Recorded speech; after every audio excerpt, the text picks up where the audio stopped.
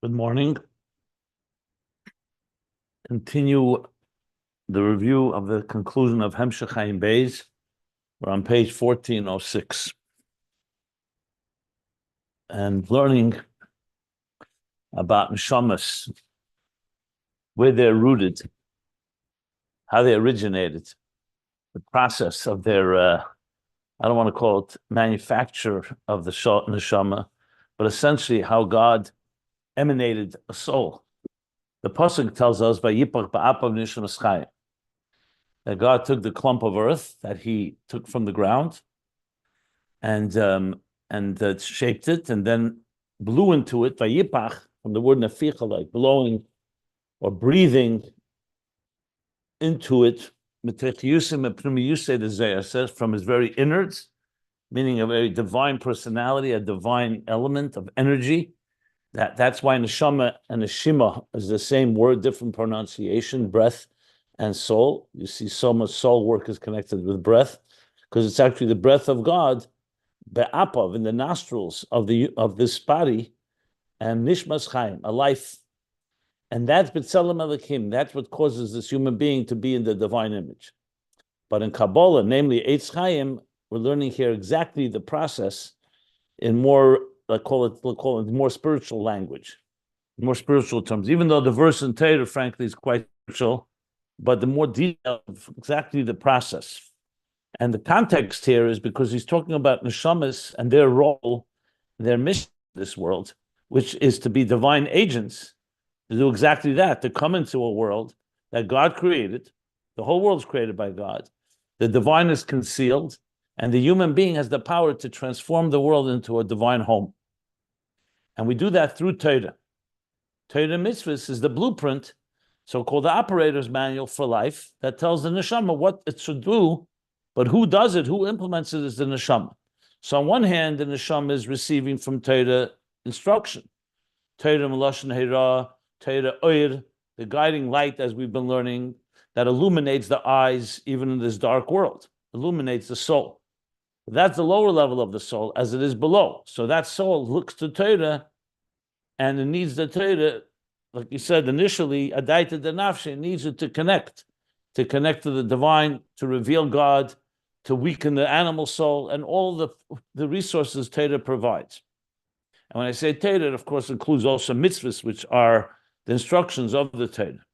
Then comes the second part, which is the neshamas, where they contribute to Torah, and they're mamshech ein sof from even a higher level in Torah. Where are these neshamas rooted is what we've been learning. So he began to say, so on the previous page, he said, Yisrael zol machshava pnimius ak adam kadmin. But now, he's explaining it with the language of the Eitz Chaim, and let's just go over what the Eitz Chaim said. That's what we learned in the last class, that there's a small, very small spark, which is divine, shu b'chinas elokus, that comes from where? From the lowest level of the Beira.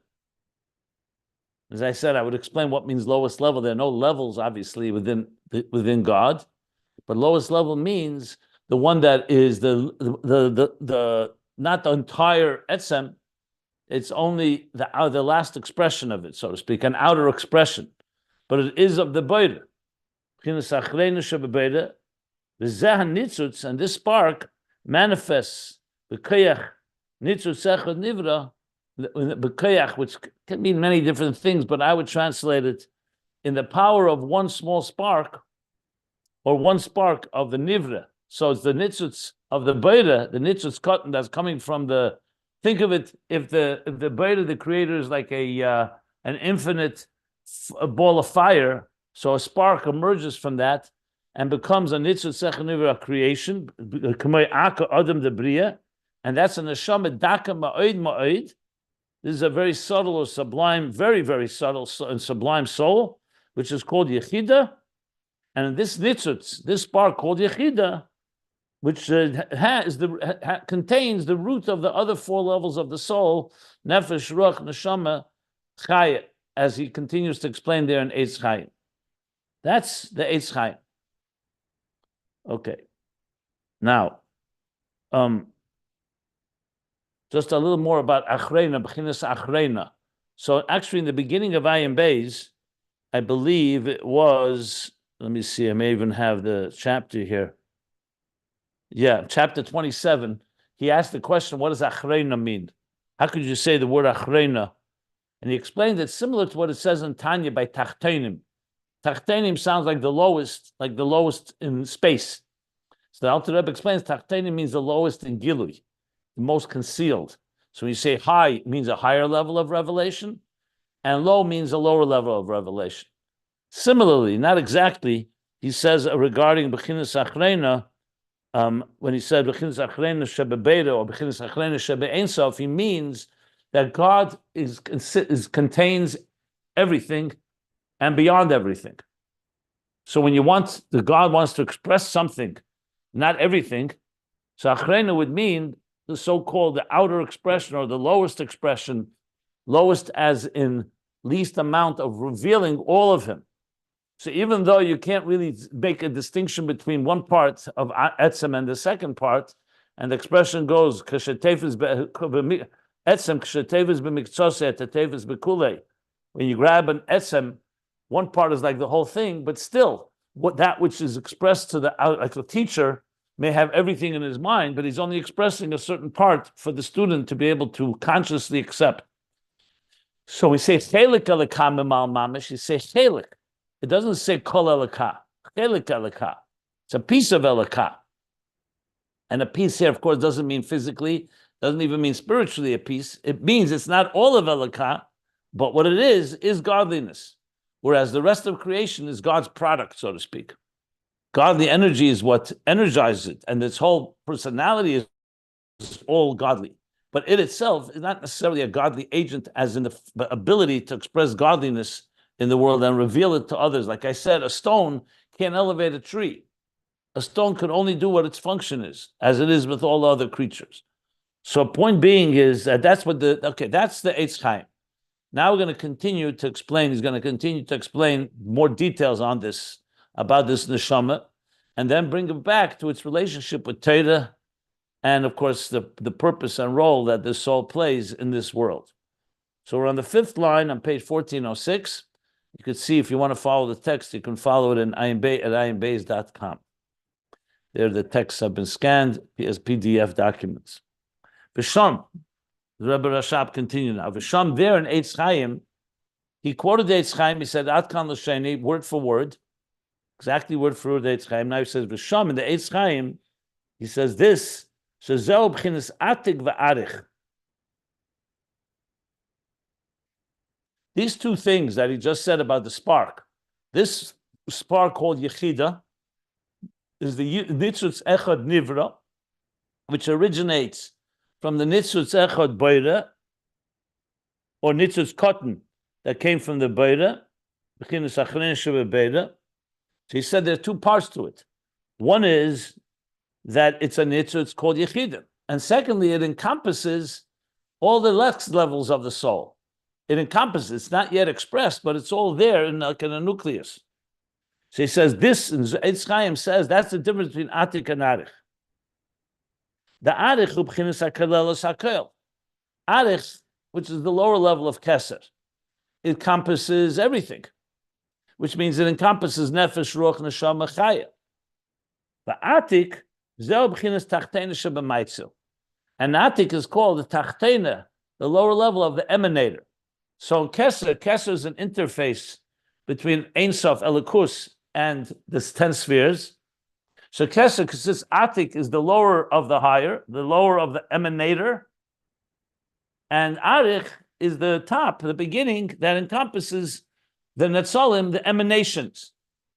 So in context of the Neshama, Yechida, which is the Nitzutz Echad Nivra, which is what? Which manifests, Slabish, to the Tachteina Shebebira, like Tachteina Shebemaitzel, the same idea. And that in turn encompasses that, that's Atik, and the Arich is how that Nechida encompasses the lower levels. Still in their root. They're not yet expressed, but it encompasses the lower level. Now he's going to connect it to what we learned earlier. Remember, we learned earlier that the Neshama is the level of Pnimius Ak, Odom Kadman. Now we've learned so far that it's Yechida is the Nitzutz Echad, that encompasses that encompasses the lower level, but it originates from Tachtena Shebebeira, and he compared it to Atik and Arich, and now he's going to come back and compare it to Odom Kadmon. Now again, keep in mind, we're not talking here Lifnei Tzimtzum. We're not talking about how it originates all the way before the Tzimtzum. That we'll discuss a little later. Right now, he's talking about how the Neshama becomes an active force in Ishtalshelus, meaning after the Tzimtzum. That's why he's talking about all these levels in that way. Now, when you say Nitzot Sechet Beira, you could say, why is that not before the Tzimtzum? You could say that, but right now he's discussing how it manifests after the Tzimtzum. And he says like this, V'yadua, da'ach ubchinas arich de klolos elements. Okay. I need to pause a moment and explain some things here, or else it'll be a little confusing here. Now, when you look at thing of the map, you want to know where is what, right? So generally speaking, I mentioned that after the Tzimtzum comes the Kav, that's the stream of consciousness, a thin line, what's called Kav Achut, a line and a thread, that essentially is like, think of it like a laser beam that carries the Eir Ein Sof from before the Tzimtzum, but now in a measured way to create the structure of Seder Shtalshlus. The first world will be Ak, Odom Kadmon. And we learned about Odom Kadmon, think of it, the snapshot that captures everything, all of time and all of space, the Skira Achas. So it's like the vision of the architect, as he has it all in one picture, everything he wants to create, but it's all in a seed. It's all concentrated in Ak. In Ak itself, we learned there's Pnimius Ak and there's Chitzenius Ak. So he called the Kloli is already Chitzenius Ak, where it encompasses everything, and from that will come the details. But prior to that is Pnimius Ak, which he compared to Kudshe Brichu. That is the creator or the architect that is envisioning Ak. Okay. After Ak comes Akudim. Akudim is 10 energies in one container, and then comes Nikudim, 10 energies in 10 containers, also referred to as Toyu. Then comes Tikkun, or another name for it is Vrudim, Akudim, Nikudim, Vrudim, and another name is Atzilus. So Atzilus has three names. Atzilus, Vrudim, and Tikkun are all the same level, depending on what context we discuss it. Atzilus, the spheres have now become in full functioning entities, not just 10 separate Nukudis, separate points that are not interconnected, and not 10 energies in one container. You have 10 energies in 10 containers. If you think of it in terms of like development of a fetus, Ak would be like the moment of conception. Everything is in one cell. Akudim is 10 energies in one container, but it's already developing. Nikudim is the next stage of development, and Atzilus would be like the birth. Well, not Mamash, the birth. Bria would probably be the birth, but Atzilus, you already have a full bodied entity. You could say it's the child inside the womb before the birth. That's my own example, so it's not necessarily exactly accurate. Just trying to give a physical example of an evolutionary process. And you see from that how it goes from klal to prat, and it keeps breaking down to more detail until you have a child. The same example can be used with a seed and a tree, and other similar examples. Conceiving of an idea and how the idea develops. Okay, now, why am I mentioning this? So where's Keser come into this? So Keser is an interesting point. Keser is the crown of Atzilus. Is Keser Akudim, Nekudim? So no, Keser is, generally speaking, is Keser of Atzilus, the Rotzen to create Atzilus. However, in Torah, the Alter Rebbe does say that at times, when we say Keser, we mean everything higher than Atzilus. So sometimes Keser includes Ak, Akudim, Nekudim. Everything till Atzilus is included in Keser, sometimes when you speak in general terms. When you break it down, Keser is specifically the Ratzon of Atzilus. And prior to that is Toyu, Nekudim, and Vrudim, Nekudim, Akudim, and Ak. Now, remember, everything is microcosm, macrocosm. In such context, Atik and Arich of Keser are general terms, like we just said. They encompass the mamutza, both sides. Atik represents the lowest of the divine, so to speak. Arich is the highest of the emanations. So Atik and Arich speak to each other. They're the two components that think of the translator or the interface between Ein Sof, that's higher than Keser, and the Netzolim, the 10 spheres of Atzilus. But this is all the. But now he's going to explain. One second, right? let me finish. I'm in the middle of a flow here. And now the next point is this. He's going to explain now that Atik and Arich of Atzilus, even the microcosm, in macrocosm, Arich is called the Arich of Kol Seder Shtalshlus. So when you talk in bigger picture, Ak can be called Keser, the lower level of Keser of all Ishtalshlus. Because Ak is a Ratzon Kloli, like I mentioned, like a blueprint. So you have we learned in the beginning of Ayin Beis that when God created the world, just like when we create, let's say you want to build a house. So first you have a Ratzon Kloli, I want a home. In it you have a vision of all the details, but you haven't really broken it down yet.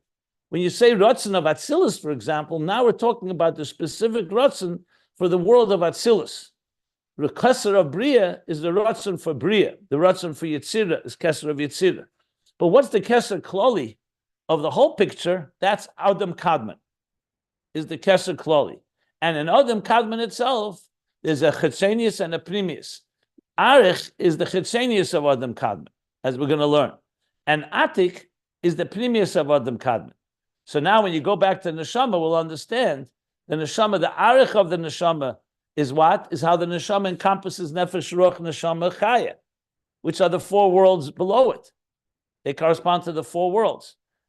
Panemius of Adam Kadmon, Atik of the Neshama is the Nitzutz Echad Nivra that's manifesting the Nitzutz of the Beida, the Katan of the Beida.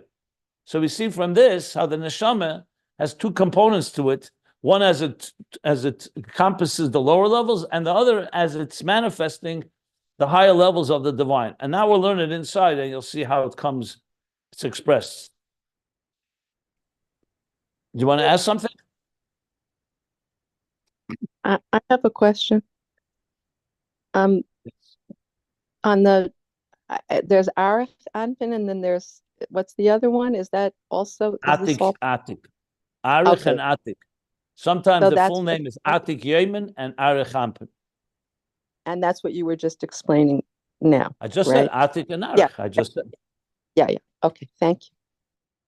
So now, the Sham, okay, after we said there's Atik and Arich, the two levels in the soul, it says V'yadua, it's known, the Adam Kadmon, the Ak, who b'chinas Arich the Klolos Elemis, is the level of Arich of all the worlds. In other words, in the macrocosmic sense, Arich, Ak is the Adam Kadmon that encompasses all the worlds. From this is by Emmanuel Reiki, Emmanuel Reiki, one of the great Italian Kabbalists, who is Makabal from Rabbi Saul Sarug, from the students of the Arizal. So he writes in Shar Klolos Elemis, the gate called Klolos Elemis, that's what he writes. That Arich, that the Ak, is the level of Arich of the general worlds, of all the worlds. It's Stafke Mishnah Chesidim. V'hainu, what does that mean? Lies Ak b'chinas er hakloli. Like we said earlier, Ak is the er hakloli. It's an er that's all-encompassing. Hakol encompasses everything. Zeo b'chinas Arich. That's exactly what Arich's role is to encompass all the Netzolim. It's Rishon Sheb Netzolim. Yes.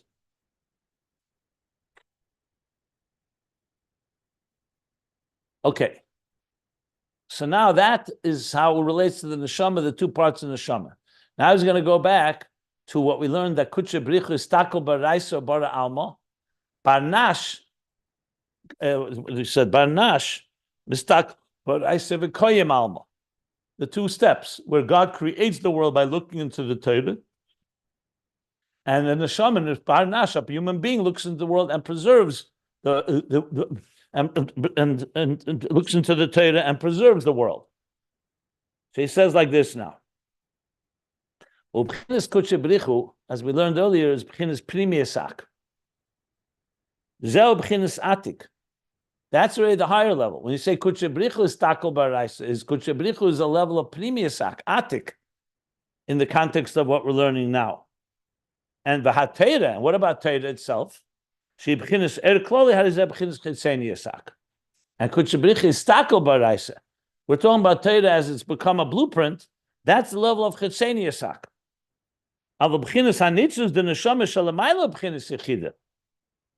But the spark of the soul that becomes yechida, but it's higher than yechida. Shehi b'chinas arich, because remember yechida has the aspect of arich that encompasses nefesh ruach neshama chaya, but then there's yechida as it's mislabish to the nitzutz echad boira, which is the kutchabrichu.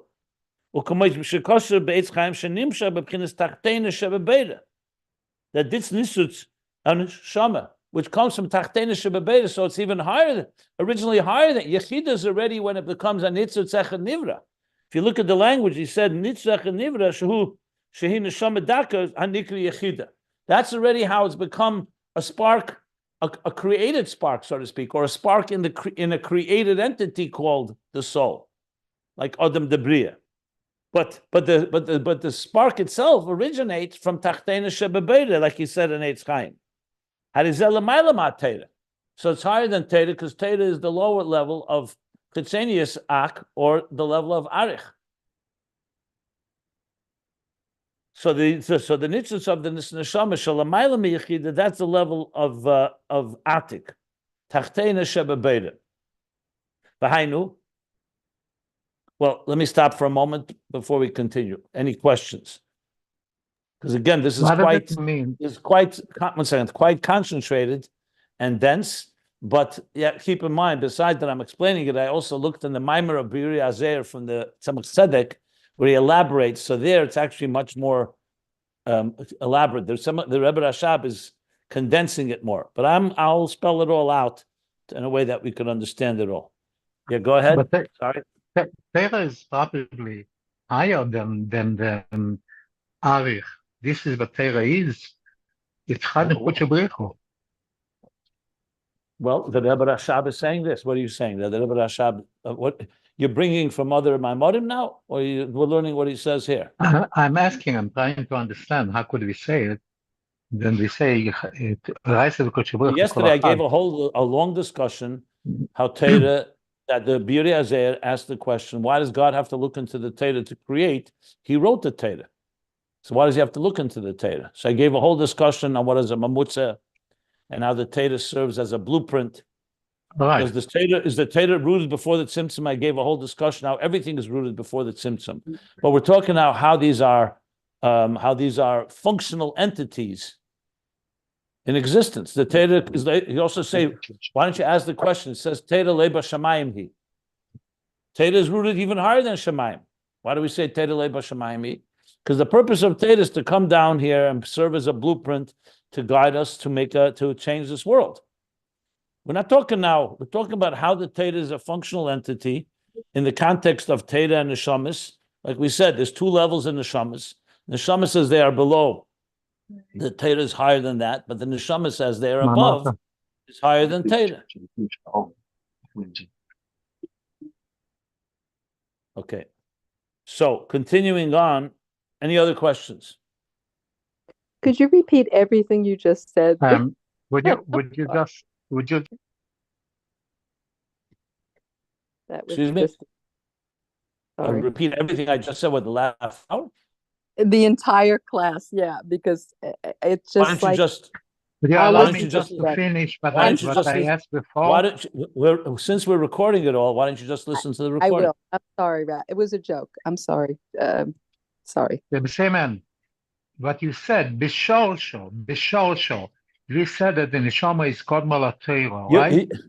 I hear what you said, and I remember what we learned yesterday about the difference between HaAtzmi and the other Dage. But Bishol, the Neshama. I don't know what do you mean by Sharsha? Where's Sherish by you? Sherish, the way that it is in HaAtzmi. But he's not talking about that here. So why are we bringing it here? No, because he's talking that the Neshama is higher than the Torah. Because it says so Medrash. Shnei dvarim kodmu la'elam. Torah and Neshama. So right now he is talking about the Tzimtzum, right, in Ak. I understand. But so right Torah now, is Chitzenius Ak and Neshama is Pnimius Ak. I understand. But I am asking you, you're not talking about it now. before the Tzimtzum, in the highest. I gave a whole talk yesterday about why we're not talking before the Tzimtzum. We're talking after the Tzimtzum. We're talking how it's a functional entities in existence. I know, but we say in Taanug Yisrael Kodma Torah. So it doesn't say it doesn't say whether it's before the Tzimtzum or after the Tzimtzum. He just says to the statement. So the Rebbe Rashab is explaining this based on the Biri Hazayar.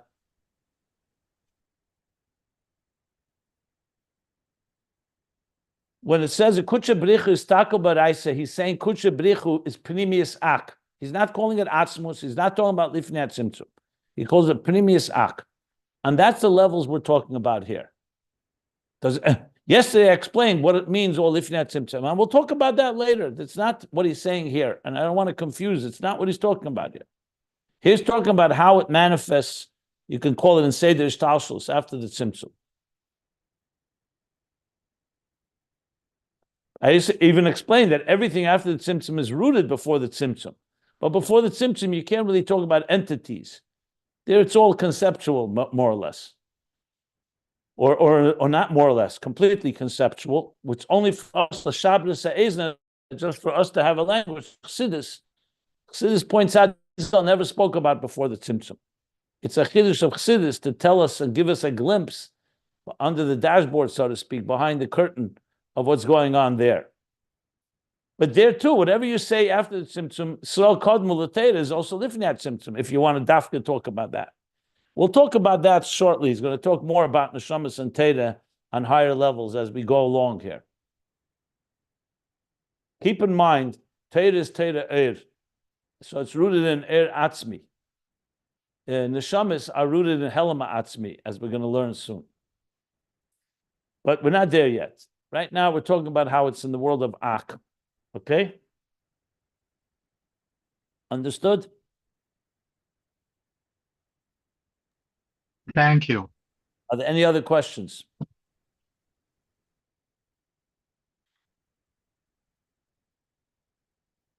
I also mentioned, and I'll mention it again, when the Alter Rebbe could not even say the word Atzilus, he would tremble, he would stutter. He was unable to say the word Atzilus. We throw out words, Atzilus, Keser, Ak, Lifnei Tzimtzum, Atzmus, without any hesitation. What does that tell us? That's just words for us. It's semantics. As I've said many, many times. If you really want to relate to these levels, you have to experience it. So yes, at least we're learning the levels, and we know it, like I said yesterday as well, everybody on their personal level has to apply it. But you have to remember that we're talking here extremely, extremely high levels. Even Atzilus itself is Kuli Alakus. And here we're talking about Ak. But we got spoiled. You know, you talk about Ak, someone says, what's Ak? Ak is nothing. I want to talk about Atzmus. Lifnei Tzimtzum. I'm not criticizing. I'm just pointing out that it's maybe a tribute that we were revealed such high levels that we take it for granted in a way. But you have to keep in mind that Ak is an extremely, extremely high level. Even it's higher than Atzilus. And Atzilus is Kuli Elikus. The Ovis, Hein Hein Amarkava, 24/7. They knew nothing but godliness. Can you imagine? We barely have such a thing 1 second in our lives. And they were 24/7, completely Merkava and vehicles for godliness. That's Atzilus, let alone what Ak is like. So you have to keep in mind, you're dealing here with extremely, extremely high spiritual levels, divine levels. Yes, there are. Are there higher levels? There are. But that's what he's talking about. So therefore, and we're talking, like I said, in functional terms or operational terms, that's what he's discussing here, how God creates the world. Istaka baraisa bara alma. Baranash istaka baraisa v'koyim alma. So now he continues and talks about how it works with it. So he said, so now, it's going to explain now the diuk, why it says istakel. Istakel means like gazing with your eye. Kutshabricha looks into Torah. So he says like this, V'hainu, Shatei b'chinas eizun chaytem peh, the Adam Kadm. Okay, I have to stop again, a little explanation, because, again, everything here is very condensed without elaboration. In the beauty Azeh of the Samach Tzedek, he elaborates more. So Ak is called a world. It's called Adam Kadmon. Obviously, we've called Adam Kadmon means primordial man, meaning it precedes the Adam of Atzilus. Atzilus, as I said, is a fully functional world. 10 spheres, 10 Eidos, 10 Kalim. In the example I gave before with the fetus, it's a fully developed child. Ak is more of a kernel, is like a nebulous nucleus of concentrated one cell. That would be, but everything is in there. So now Ak, when you break it down into details, we break it down just like an Adam has made a structure. We have eyes, and we have a nose and a mouth. So you may recall we learned about Eisen, Chetem, Peh, and then there's the Einayim. So Eisen, Chetem, Peh is the nose, is the ear. Eisen is the ear, Chetem is the nose, and Peh is the mouth. So that's a level in Kabbalah speaks about the Eisen, Chetem, Peh of Ak. That's Chesenius Ak. That's Arich. So his Torah is beginnes Eisen, Chetem, Peh the Ak. The Neshama is beginnes Atzmus Ak. And the Neshamas are called the Atzmus, the very core of Ak. Eisen, Chetem, Peh, as much as they are senses and organs in our body, there's still specific details. Can't call them the Atzmus of your soul. You could say their expressions, their channels, their faculties, their vehicles. So as he says now, Torah is associated with Eisen, Chetem, and the Neshamas are associated with Atzmus Ak. Or in different words, Chitzenius Ak, or Pnimius Ak, or Arich of Ak, or Atik of Ak.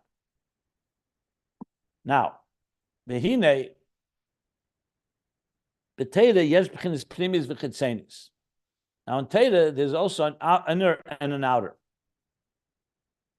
The Zeu distaka baraisa. And this is the meaning where it says of gazing or looking into the Torah. This is the Chetzenius of Torah. The Deibus is looking into Torah, like the blueprint, because the Torah now is already serving as a klal that encompasses everything that will be created. Like you look in the Torah, it says, it's broken down. So it's a level of Ak because everything is encompassed in there, but it's a level of Ak as it relates to details. Meaning the klal of the pratim. He calls that Chetzenius HaTorah. Aval primis HaTorah hu inyan ve'eya shashuyim. So now, as I said, he's going to go deeper. Till now, he hasn't spoken about that. Now he's speaking. The primis HaTorah is what we say in the pasuk ve'eya etzle shashuyim. And the Torah will be by him shashuyim, like the lights. Shashuyim is like when a king in his inner sanctum, the things that delight him. Shashuyim is like from the word shashuy, to play with something. But we're not talking about here, God forbid, like toys or childish things. We're talking about shashuyim, the things that give him the deepest delights, his deepest pleasures. His pnimius ak. So now he's saying Torah. Pnimius HaTorah is higher than Chetzenius HaTorah. That's pnimius ak. Kamoi ha-Taanug shu pnimius ha-Ratzon. Like Taanug, which is Atik, is the inner dimension of Ratzon. So if you want the will of God, what is his will? That's in the blueprint called Chetzenius HaTorah, where he's looking into the Torah and the blueprint. But Pnimius of that, within the blueprint, remember, Torah originates in the Shashuyim, where he calls Taanug, pleasure, which is also Atik. So now, of course, begs the questions, what about Neshamas? Based on this, Pnimius HaTorah is the same level as Neshamas. So he's going to explain this. Umakol mokim, and nevertheless, hanashamas hein lamayla meklolas hatera gam b'pchinas hapnimis. By the fact that we say Yisrael kodma l'Torah, you have to say neshamas are higher than in general than all of Torah, including the pnimius of Torah. But we just said that neshamas is Atik and Torah Chetzenius HaTorah is Arich, or they call Chetzenius Ak. But pnimius HaTorah is Atzmus Ak, like Taanug of Ak, Atik. So how do we explain how neshamas are higher than Torah when you're talking about pnimius HaTorah? Now the key thing to remember here is, as I said, we first began discussing how it manifests in a functional, operational way, but now he's taking us back to higher levels of in Torah and Neshama itself. So now he's going to explain that. But before I continue, does anybody want to ask anything? Or maybe we should probably finish this point. So he says like this, Yesh Lemer. This is what the Rebbe Rashab says. This is based again on the Birei Azeh of the Tzemach Tzedek, where he talks about it, but the Rebbe Rashab adds a lot of important points. Yesh Lemer, Shari be'etz Chaim, Shar Shviris HaKelim Perik Hey. In Eitz Chaim, in another place, Shar Shviris HaKelim, chapter 5, Isa, it says there like this, Sheyesh kedugmas Atik le'ele megulgalta da'ak. So generally speaking, Atik and Arich are two levels in Keser above Atzilus. But he says in Eitz Chaim that above the skull of Ak, remember Ak is structured like a human. It's in a primordial way, meaning all concentrated, but it's still a structure. And the Galgalta of Ak is the skull, like the Keser of Ak, but Galgalta is the outer dimension. He says there's Ke'ain, Dugmas, I should say, Kedugmas. Just like there's an Atik in Keser above the Galgalta of Keser, which is Arich of Keser, there's a level of Atik. There's a level of Atik, with Dugmas that, similar to that, above the skull of Ak. So remember we said Ak before is Klolos Arich, going all the way up to the skull, and then above the skull there's something that's compared to Atik. Vaharizeh, and this level is higher, is like deeper than the Atik that we're talking about before. This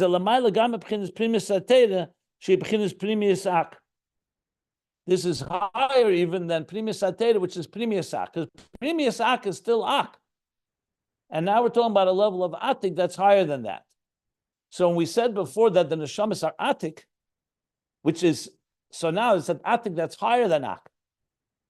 Earlier, it seemed like he was saying Atik is Primus Ak, and Arich is Chetzenius Ak. Now he's saying Atik is above Ak. And that's why the Neshamas are higher than Torah, because Torah is the essence of Ak, but not higher than that. And the Neshamas are higher. Now, in Chabad, how do we explain it? Taanug, which is like the Atik of Primus Satera, and the Atik that's higher than Ak. They both seem to be the level of Atik. So remember, in Atik itself, there's Primus Atik and Chetzenius Atik. He doesn't yet use that language, but very likely it's similar idea here. So there's Arich, then there's Atik, and then there's the Atik above Ak. But he did associate Taanug Shashuyim to Torah, and yet the Neshamas are higher. But what does that mean? If you're saying that Torah touches the pleasure, the very essence of the divine, then that's where Neshamas are rooted. And yet we're saying Neshamas are higher. So he's going to explain it now in a language that is more Chabad Chassidus language. Because right now, as I said, it's all really Kabbalistic terms that we're just memorizing and saying, this is here, that's there. So he's not going to say Va'inyanhu. So let's explain it, then I'll stop and we'll discuss it. Va'inyanhu. The Hariyatera b'chinas Chochmah. End of the day, Torah, its primary function is Chochmah. It's Torah. We said Torah Reisim Chochmah Nafkas. Torah is Chochmah. It's a wisdom. So even though it carries within it God's will and God's pleasure, but Torah as it manifests is wisdom. You're reading psukim that are carrying an intelligence in it. Torah isn't just it's not just a completely beyond rational. It's structured in rational and intelligent terms. Chochmah. So when he's saying Chochmah, you're already talking about a faculty. So, for example, when you say Chochmah by a human being, by the nefesh, it's one of the faculties. It's the highest faculty, the first of all the conscious faculties. But it's Mekeiches HaNefesh, Lo Ya Nefesh HaAtzmi. You're not going to say wisdom is the soul. They'll say the soul has different faculties. One of the faculties, a very high faculty, and a sublime faculty is Chochmah. So that's the difference between what he's going to say, Torah and Neshamas. The Gam, and additionally, commotion is barely ill. So the way he discussed earlier in volume 1, if you remember, and I've repeated it many times, that Chassidus explains Chachma is ultimately godly pleasure that manifests in an intelligence. So intelligence is really only a way of channeling something that's beyond, having an experience of something beyond us. So the mind is really not there just to understand. The mind is to experience a reality greater than ourselves. So what we certainly commission, Chachma be'etzem b'chinas Taanug. So based on that, Chachma again is Taanug. And yet, yesh leimer, shezeu mekol mokem ha-Taanug b'chinas Chachma. So even though that's true, Chachma is the manifestation of Taanug, but nevertheless, it is a manifestation of Chachma within Chachma. So as much as we use our minds to reach and experience a reality greater than our own subjective selves, which is Midas, that's what Chachma leads us to, but it's still manifesting through a mind. It's still manifesting through us envisioning, imagining, dreaming, conceiving. So it's the mind at work. It's not purely suspending the mind and just, for example, when we talk about Kabbalah Sale, for example. Kabbalah Sale is not an intellectual process. That's complete surrender and accepting and dedicating yourself to something greater than you. Chachma is an experience of that greater through Chachma. So he says, Yesh Leimer, it's Taanug b'bchinas Chachma. Ube'emes, and the Rebbe Rashab is struggling with this, as you can see, because on one hand, we know it's Taanug. Ube'emes, ein shaykh leimer sham b'chinas Chachma. The truth is, you can't really call it the level of Chachma as a cognitive, intelligent process. But Mekol Mokem is a Taanug be'eza dover she'ena dover Mamash.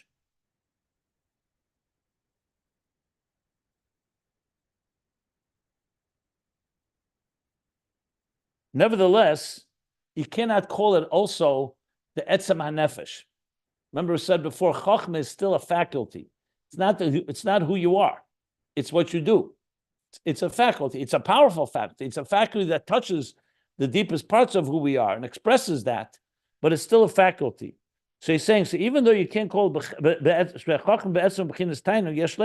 I'm sorry, you can't call it Taanug be'eza dover.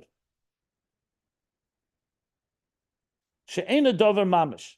So it doesn't really have substance, but you can't say that it doesn't have anything at all. It's be'eza dover. It's just that dover is not yet defined, but there's something there, like he says in the parentheses, agishmak in epis vos. It's not pure pleasure, it's a pleasure in something.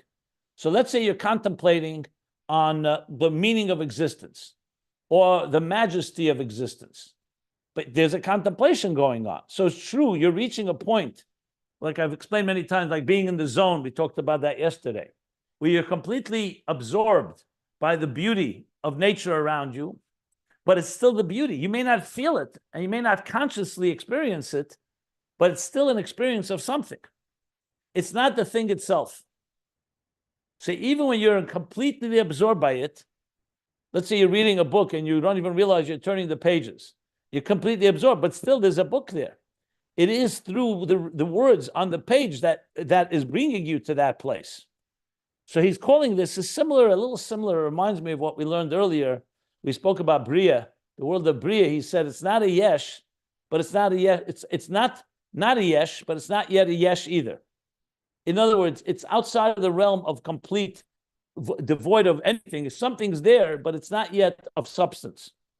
That's what I believe he means, that he says, Taanug be'eza dover she'ena dover mamash, because you can't call it Chachma, call it Taanug, but it's epis vos.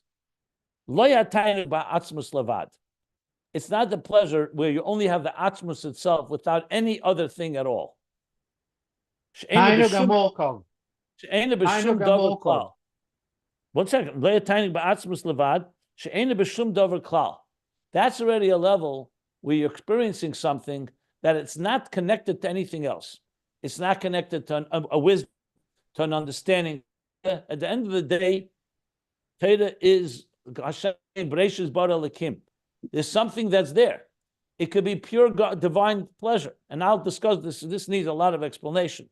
Let me just begin by just laying out what he's saying here. Then we'll discuss it, as I said. but there's some substance there. There's something that you're talking about. It's like saying Rosh Hashanah Yom Kippur. No matter how high a level it is an experience of Rosh Hashanah, an experience of Yom Kippur. It's not the etzem alone without anything else. The etzem would be complete pleasure that's not dependent and not connected to anything. Only the atzmus itself that's completely removed from everything. Like it says elsewhere. And now he's going to explain. If you're not following along, don't be disturbed because it's quite deep stuff. But we need to read it. I'm going to first explain the pshat, and then we'll go deeper into it. The difference between Torah and Neshamas. The Torah. When you say that it's by him, shashuyim, delights. Not just delights. They're atzmis dika shashuyim. It's not just God having delight from something external. It's at the core, something that reflects God's inner pleasure. Nevertheless, it's shashuyim etzlei. You're talking about Torah. It's a taanug in something called Torah. Aval neshamas emchinas taanug HaAtzmi mamash. Neshamas, on the other hand, is a taanug HaAtzmi mamash that's completely not in anything else. Like the difference would be, just to give an example, it's a very basic example, so it doesn't really capture the whole depth of this, but a good example would be a father is sitting with his child, with his son or daughter, and they're learning something. And the father is having tremendous pleasure in both teaching and appreciating his child's understanding of what they're learning together. The parent is revealing and expressing his deepest ideas, everything he's ever learned. You think of a Talmid Chacham, a tremendous scholar who's conveying his wisdom to his own child. So you can imagine the depth of the pleasure involved here. He's not just teaching Torah, teaching it to his child, but it is through the Chachma that he's conveying and the Chachma that's being passed on from one to the other. They are talking about something, a topic. What about the fact that father is just enjoying his child without anything? There's no discussion, there's no learning, there's no study, there's no intellect, there's no faculties altogether. It's just a pure pleasure that a parent has in a child. He sees his son or daughter and just has pleasure from that. Because it's part of who he is, like he says in Tanya Ayin Beis, that the neshamas come from etzem moyach, not because like a teacher and student, not because the child has any qualities or the child has any has anything that the father is proud of. We're not talking about anything at all. That the child does not have anything that the father could say, "Oh wow, I'm so proud of you." Just the mere fact that it's your child, you love your child. Period. Nothing else. The taanug is not diluted, and not murkav would be expression, and not a composite of anything. It's not based on anything. Not to say that a father loves his child only when the child is wise or behaving properly, but it still manifests in that area. That's the area where he's enjoying his own child. Whereas this, when we talk Taanug HaAtzmi mamash, is like being one with yourself in a way. You're one with yourself, not because of some particular function or particular expression or particular. That's the difference he's saying between Torah and Neshamas Yisrael. Now, just to help explain this, keep in mind that this was discussed earlier on page 1252. I want to go back there because I'm sure it will help us understand this, where he said these words, I think almost similar language. The Shashrim Atzmi, yeah, middle of the page, 1452, he said, 1252 rather, and the second place is 1282. And 1282, let me see there. I have that marked here from the last time we learned this. Yeah. Taanug HaAtzmi, which is higher than the Taanug HaAtzmi and Ratzon HaAtzmi of Torah mitzvahs. So essentially, it's the difference between your child and even the Torah itself, which may be coming from your essence. Remember, I know Nafshi Kshavis Yehavis, God infused and instilled himself in Torah, so he's definitely there, but it's still in something. And Neshama is essentially a piece of himself. That's essentially what he's saying. And now this needs explanation, plenty of explanation, but this also is very relevant to understand Tanya. Because when he says in Ayin Beis that Achelik Elikam Emal Mamash, then later in Ayin Hey, he talks about that we learn Torah, and through Torah we connect to God. What are we talking about? So like we learned here. Torah helps us connect when it's concealed, this etzem connection.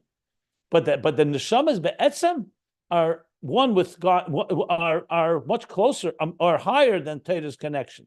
But Torah, the fact is Torah and Gilui, in the world of Gilui, HaAtzmi, Torah, that's why we need Torah to elevate us. But then there's what Neshama is given to Torah, because Neshama fundamentally are rooted in the Taanug HaAtzmi Mamash, like he says, not just the Taanug as it is in the Torah, which is also a Taanug HaAtzmi, but it's already in something called Torah. So Torah's Maila is also, goes both ways. Because when you talk about an etzem doesn't need any gili. The connection of a soul to God is not dependent on anything. However, God does not want that. He wants it to be revealed. And Torah is a revealing force. That's also why Torah is not etzem, because not etzem like neshamas, I should say. Because that's exactly the point of Torah. Torah is meant to help. So no, go back to the example I was giving of the parent and the child. Let's say your child is behaving in a very bad way, in a way that does not please you. The etzem is there, but it's definitely not fulfilling what you want. Torah helps the child behave the way you want to behave, and you want both. So the etzem is there in the neshama, but the Torah guides that etzem to follow what Hashem actually wants, to express that etzem in our lives, actualize that potential. But the neshama still has that etzem. That's why they need each other, because the etzem without the Torah would not have the expression of the etzem. And on the other hand, Torah without the etzem doesn't have the etzem mamash. So you really want to have the etzem begili. That's when you have a neshama, the neshama and Torah. Now, I have referred to this quite a number of times to volume, where's it? Volume 16 in Likutei Sichos, Vayakel, where he talks about it in more, I guess more slapshizdik terms. I did how Torah and neshamas work with each other, how Torah provides the gili, but it's a gili atzmi, and now neshamas provide the etzem mamish. That's what he says here. Okay. Let me stop here for any questions. In which sicha in Likutei Sichos? Did you look it up last time I said? I don't mean to be critical, but I did mention it at least 5 or 6 times. And I'm not frustrated. I'm just saying, if you look it up, I'll tell you. If not, what's the point? Vayakel, in Kehilik Tazayin, and Vasicha Vayakel. Thank you very much. Now, this explanation that you gave now is so powerful. I think that this is the bottom of everything. This bill, what the Rebbe Rashab is saying here, Neshama and Torah. Yeah. And like you said, that's why in Ayin Beis is Chelek Elokam Yimal Mamash. And then Ayin Daled is Chad. Yeah, you explained it beautiful. Okay, I'm glad I did that. Good. Can we take the word mamish to mean lemamish, something physical, mamashus, like something physical? Like you can do whatever you want, but it's not what he's saying here. If you read it with the intention that the word mamish, he's talking about physicality. In other words, oneg usually is related to something physical, but here taanug is he's talking about taanug of chachma, of something not mamish. And also, like chelik elokam yimal mamish is the nishmas Yisrael, is the human beings that have mamashus, versus the Torah that's more spiritual. It doesn't have mamish. So what you're saying may be correct, but it's not what he's saying here, and it's fine. It's well, if we understand it this way and we read it. But let me explain. When I teach a mimer or learn a mimer, I learn what the Rebbe Rashab is saying. If he wanted to say but I think that's what he's saying. I think that's and I would say he's not saying it because he knows he's not bashful. If he wanted to say it, he'd say it. Because in some places they talk about mamish in that way, and he doesn't say that here. So you learn from that as well something. The Rebbe Rashab could have easily said that. I'm not saying it's wrong in concept, but it's not what he's saying here.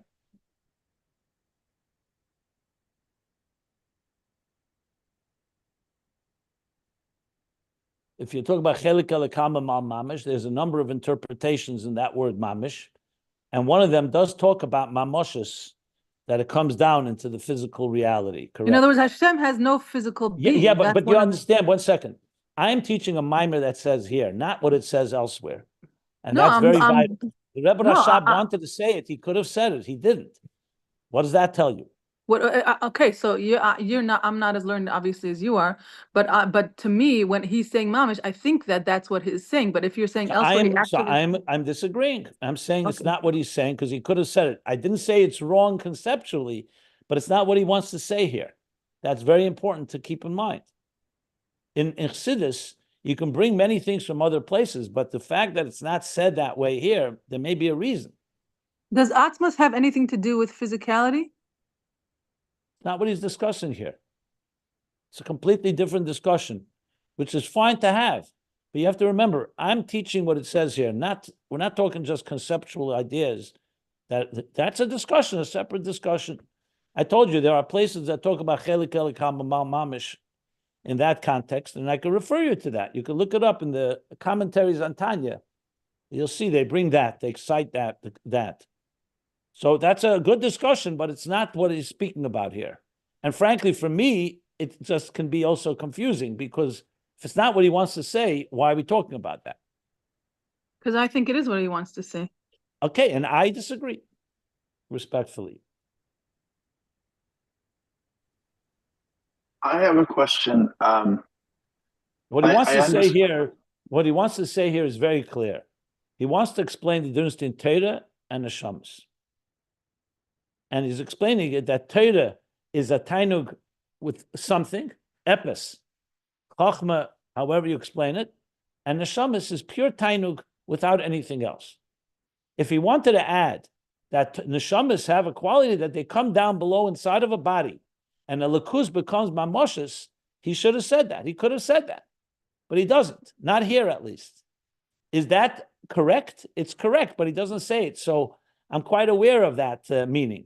The fact that he doesn't say it to me is saying something. Why doesn't he bring that? That's a good question.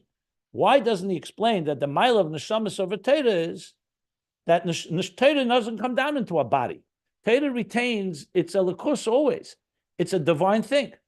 A Neshama comes down to a body to the point that it gets concealed in the body. So why not say that? Because that's not what he wants to bring out. He wants to talk about how the Neshamas are higher than Torah in the root, not down below. Down below, we're going to learn about that the Neshamas coming down below actually can elevate Torah because they come down below. But right now, he wants to focus on the Taanug HaAtzmi versus the Taanug HaAtzmi that's connected to something, epis, to Chachma. Just that's why I'm being adamant about what he's saying here. Yeah, go ahead. Sorry. Yeah. My question, and maybe I'm getting caught up in terminology, which is what we just got caught up with a different way here. My question, I understand that the Rebbe Rashab is trying to give us a comparative analysis of the sources of Torah and Neshamas and why Neshamas are higher. Because they're dafka not some separate construct. I mean, Torah, as high as it is like you're saying, it's an entity, it's a separate construct from the Eberster. Whereas he's saying here that neshamas are it's like the tachton, like he says, madrega achrona shavbora. So it's actually part of God in some very literal way. Okay, fine, but I just looking at the words here, Taanug HaAtzmi, and you referred to about 10, 15 minutes ago as the Helam HaAtzmi, reaching that level. But literally, Taanug is this pleasure that God gets from us satisfying his will, is what I understand Taanug is. No. I just gave the example with a father and a child. It has nothing to do with any will. Just the mere fact. Just has Taanug like in Taanug in himself, and Taanug in a part of who he is. We're not talking about Ratzon or anything. We're talking about pure Taanug without I gave the example of the child learning with the parent and now I get it. without- Okay, now that was not a random muscle. It was Dafka Torah and Neshamos. Okay, got The it. other is Absolutely. Nachas Ruach, Yitzchak, the one that you're talking about. That's Nachas Ruach, right?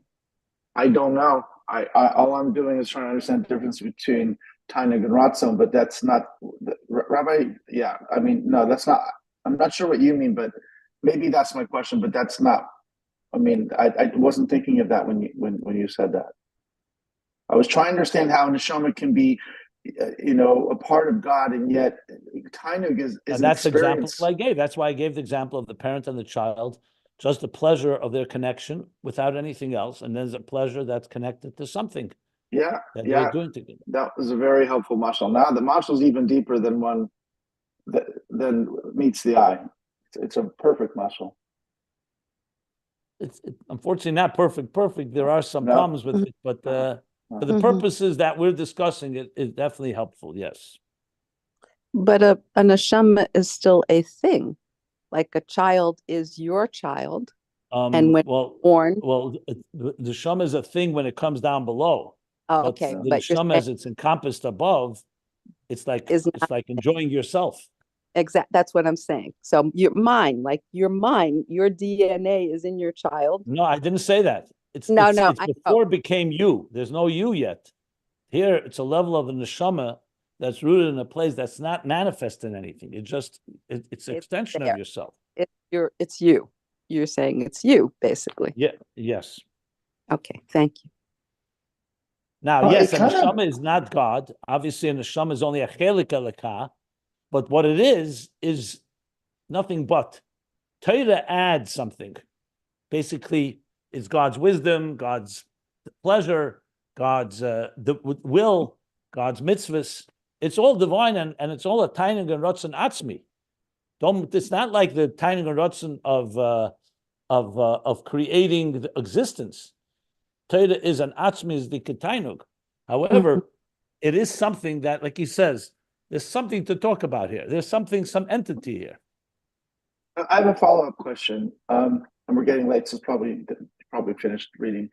Anyways, the follow-up question is related to tshuva, and because this source, this level, which is the source of neshamos, according to the mashal, I'm not trying to make the mashal dictate over the language itself, but it's just a helpful mashal, so that when one does tshuva and one returns to God and one reconnects with God, it's like a child who ran away from home and then walks through the door. And then the parent, as soon as they see the child, God forbid my children ever run away from it, but whatever, you worry your kids get lost in the neighborhood, something like that. And you may be frustrated the kid left or was away, didn't know what happened, you were scared, but as soon as you see the child's face, all you can have this complete sense of gratification that they're okay, they're safe, and they've come back to you, and you just the mere vision, right? And so it seems to me that when you do tshuva, it's a return, it's a hiskashrus, it's miskashrusing, and so it almost feels like that's what gives. When a parent sees a child that way, the parent's willing to forgive pretty much anything. So how do you want to connect it to what we're learning here? I'm just wondering that's the level at which, that's why tshuva works, because the neshama is at that level where God, once we really try to be who we really are, which is a neshama, then the Eibusher says, oh, that's my child. Okay, you're forgiven. I see you've come back to be who you really are. The past is the past. Now you're here. Okay, so I'll say two things about that. One, on page 1282, he actually explains the reason tshuva works, exactly as you just said, is because neshamas are higher than Torah. Because if you transgress Torah, you could say, you know what, that's it. You broke God's atzmizdik laws. Torah is not optional or arbitrary. Torah is the way God wants it to be. He broke the law. The child has transgressed against the parent, and the parent affects their relationship. The fact that we can do tshuva and reconnect means that the neshamas have a place that are even higher than Torah. And when they do tshuva, they're connecting on the atzmisdika level of the parent to the child, independent of, and Yes. regardless of how you behaved. Yes, exactly. That's what I'm but saying. the condition is, of course, tshuva. So he says that on page 1282. Oh, wonderful. I'll go check it out. He says that on 1282. On the other hand, I have to say, he doesn't bring that here for a very specific reason. Because he spoke about that when he spoke about Mata Lamaila interface. Like we talked about the distress.